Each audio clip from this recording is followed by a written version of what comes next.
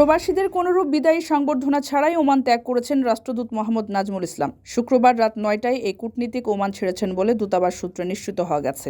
২০২২ সাল থেকে তিনি ২.৫ বছরেরও বেশি সময় ওমানের দায়িত্ব পালন করেছেন। কমিউনিটির প্রবীণরা বলছেন, কোনো ধরনের আয়োজন ছাড়াই কোনো রাষ্ট্রদূতের এভাবে বিদায় নেওয়ার নজির নেই। ওমানে বন্ধ হওয়া ভিসা চালু করতে না পারাকে তার বড় ধরনের ব্যর্থতা হিসেবে দেখা হচ্ছে।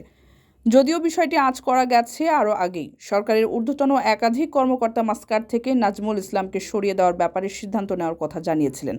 এছাড়া গত সোমবার সকালে ওমানের পররাষ্ট্রমন্ত্রী সাইদ বদর হামাদ আল বুসাইদের সঙ্গে বিদায়ী সাক্ষাৎও করেছিলেন রাষ্ট্রদূত। জানা গেছে, তার স্থানে নতুন রাষ্ট্রদূত হিসেবে নিয়োগ পেতে পারেন বাংলাদেশ নৌবাহিনীর জ্যেষ্ঠ কর্মকর্তা ও ঢাকা নৌ অঞ্চলের commander rear admiral Khondokar Misbaul আজিম।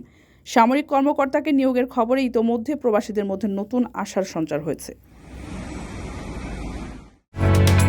ওমানের সেরা রেট দিচ্ছে বাংলাদেশি প্রতিষ্ঠান গালফ এক্সচেঞ্জ। প্রিয়জনকে টাকা পাঠাতে আজই আসুন আমাদের যে কোনো ব্রাঞ্চে অথবা কল করুন স্ক্রিনে দেয়া নাম্বারে। গালফ এক্সচেঞ্জ, বাংলাদেশিদের প্রিয় এক্সচেঞ্জ।